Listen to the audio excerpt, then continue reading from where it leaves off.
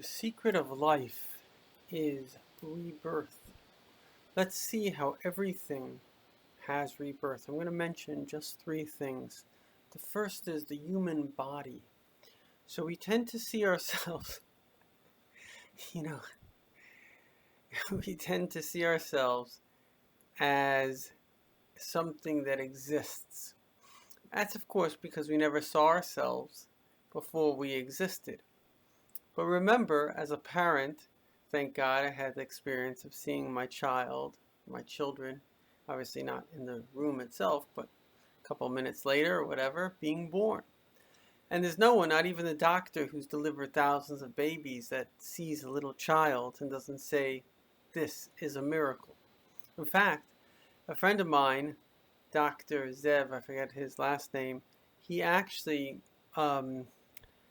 is a reproductive professor, and first to measure the size of a human egg. Believe it or not, it's 1/5 the size of a millimeter. So even though he'd like to be a believer, I'm not sure if he is, but he says that, according to him, he says, you have to understand what this means. He says that if you believe in evolution, so it took 3 billion years to create a human, 3 billion years. And then in 9 months, you create the same thing. He says a rat, let's say the gestation period of a rat is 27 days. How do you get something that comes from less than 1/5 of a millimeter, in a rat it's even smaller, to a full-blown thinking, feeling, emotional thing? It's just not possible. So we're all miracles. But the funny thing is that you only realize, the Baal Shem Tov says, he says, the first time we see a phenomena in nature, we call it a miracle. Imagine you never saw the sun, and one day you saw the sun. You would think, unbelievable. There are people that can't see, and you make a surgery, they can see. It's like a miracle. And yet, like Helen Keller said, that she asked somebody who once went for a walk in the park or a walk in the forest, she said, what did you see? He says, not much. She says, had I not been accustomed to the fact that people who see don't see much, I would have been shocked. I mean, many people would give everything just to be able to see. Seeing is a miracle. Even Charles Darwin said the eye makes me shudder, and that's what he knew about the eye then. The human eye is literally a miracle. We have 3 million cones. Imagine your little eyeball, you have 3 million cones. The technology that sees light, and there's black and white receptors and color receptors, it's unbelievable. These are all miracles. But the point is that I'm 45 years old, right? So 46 years ago, let's go with 47 because let's call it gestation period. 47 years ago, this body, this person speaking to you, did not exist. There wasn't a single atom in my being that existed. Not a single cell, not one. Here I am 47 years later, and there's a whole thinking person, a person with all these experiences and these emotions. And so we're born into, as Kabbalah tells us, Sefer Yetzirah, basically, if you want to understand reality, you have to understand it like a womb. Because in the beginning, there was just God. And then what God did is he basically created a womb. A womb is a place where a new reality can emerge. And the womb that we exist in is called a universe. And the basis of the universe is really quite amazing, because Kabbalah spoke about this thousands of years ago, and Einstein was the one who discovered it later.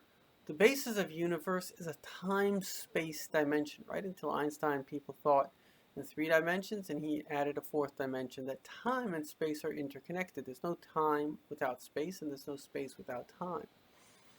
And so we live in a time-space dimension.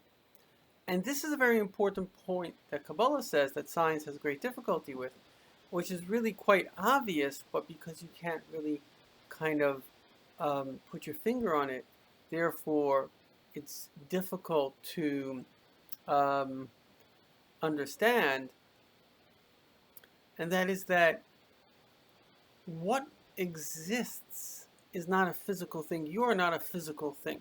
If you sort of closed your eyes for a moment and feel, well, where are you feeling? Now, science has probed our consciousness, because we all know that we're conscious. I know right now that I'm speaking to you, but who knows that? You know, there's the famous saying, I think, therefore I am. But who is the am that is thinking? Who is thinking? Did you ever think about that? So the answer is that we create a false identity. We all have false identities.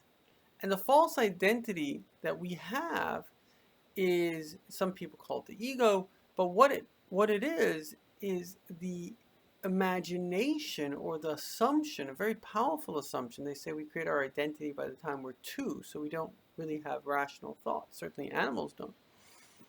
And that's the assumption that I am my body. But you're not your body, because you're a consciousness, and consciousness is not physical. If you could think 1 + 1 = 2, that's not a body. The body doesn't think that. The body doesn't have a brain. The brain, like a calculator, is just a machine. It's something that needs input, right? The calculator would never know how to calculate if human thought, consciousness didn't tell it what to do. A program may be able to calculate, but it needs consciousness.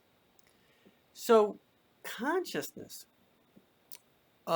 which ironically physicists today tell us there's no matter without consciousness. They go beyond what the Kabbalists speak about that we sort of create heaven, but that's a separate issue.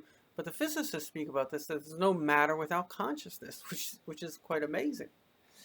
So consciousness creates matter. Matter doesn't create consciousness. So your soul existed in a different universe before it came into this universe. And there are 4 universes above us. There's Asiya, there's Bria, there's Yetzirah, and there is Atzilus.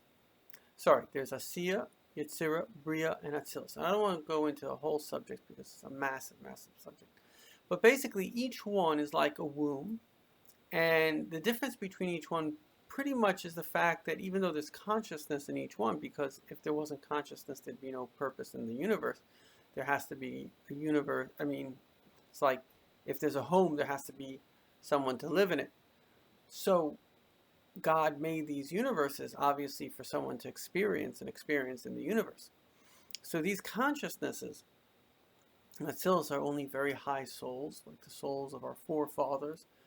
And they really understand the truth that everything is just, we're in the womb. Basically, we don't realize we're in the womb. They realize that they are in the womb. And that's the realization of Atzilus, that really you're just part of the primary being. But as you go through the lower worlds, consciousness descends, and it begins to take on more of a self-identity. And so you begin to forget the fact that you're in the womb. You have a sense that there's a God. You have a sense that there's a truth that's bigger than you. But you don't see it. You don't feel it. You don't know it. Which in a way is a good thing, because if you didn't think you were your body, you would, of course, be limited. You know, I like to say it's not a big thing not to steal the cookie from the cookie jar when the mother is watching. But when the mother isn't watching, it is a big deal. And so God wanted a world in which you could deny his existence, because then if you, like Abraham, seek the truth and find God, and more importantly, do his will, which is goodness and kindness, then you deserve a reward. And that's what we've been doing for thousands of years. We've been implementing his plan, which is, even though others don't do it, we make a plan and we do goodness and kindness, and that is something to be very, very amazed by.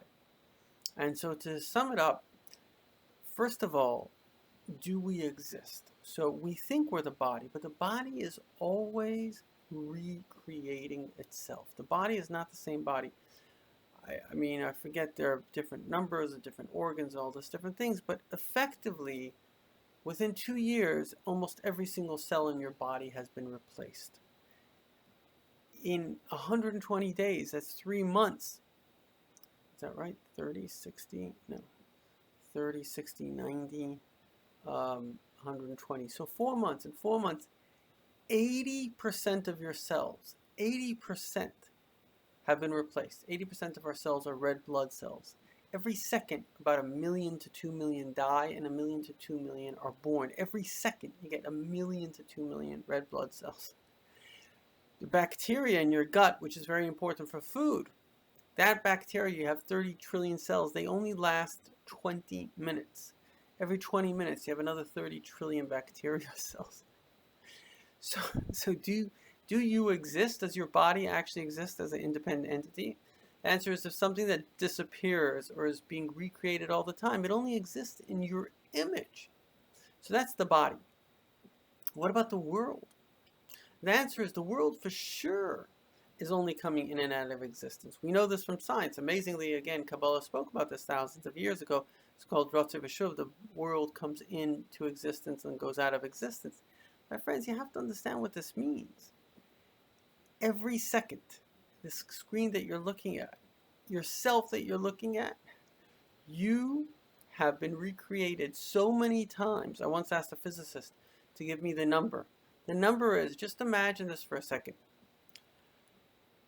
He said, if you were to move 1 millimeter every time the universe was recreated, remember, these are scientific calculations, you would travel the known distance of the universe, 14 billion light years. 14 billion light years. Imagine what it would take to travel 1 light year. That's 186,000 miles per second times a year. 14 billion light years, you would travel that 10 times. That's how many times, that's how quickly you've popped in and out of existence. Again, scientific facts. So is the universe real? It's popping in and out of existence. It's only as real as the consciousness that's making it pop in and out of existence. Only as real as God. And then finally, this I think in a way is the most important factor. I think, therefore I am. Psychologists say, now this doesn't apply to people that know the truth, because when you know about God, you know the Torah, these truths, as I see it with myself, since I discovered it, these truths become more confirmed. But psychologists say that people that are sort of looking for the truth and just thinking, every 7 years, a person's entire worldview, what are you if not for your perception of reality, right? Every 7 years, a person has an entire new worldview. So that means 7 years ago and 7 years forward, you're not the same person. You're a different person.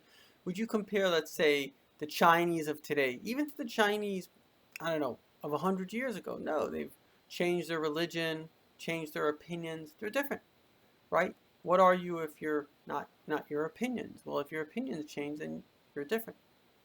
So the point is that even your consciousness, I don't want to be rude, but even your consciousness is not real.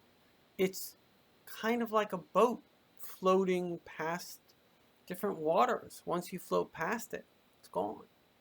And so what is real then? Well, only thing that is real is God, is the truth. And the truth is contained in the Torah, particularly in Jewish mysticism. And you can't even say science is real, because quantum physics shows us that the world of quantum, the quantum world, disproves the physics world. Even though the physics, Newtonian physics, the math works, but it only works within a certain dimension. It's not actually accurate. It works miraculously, really. But most importantly, the only thing that's real, and this is a very important thing in a way, we are real. Because I wouldn't say I think, therefore I am, because you're always changing your thoughts. Society is changing its thoughts, except the only thing that I've seen has withstood the test of time is Judaism, Jewish mysticism, which not only is the same, but it gets deeper and deeper and deeper because it's part of God, which is actually infinite. So only something which is truly infinite is truly real.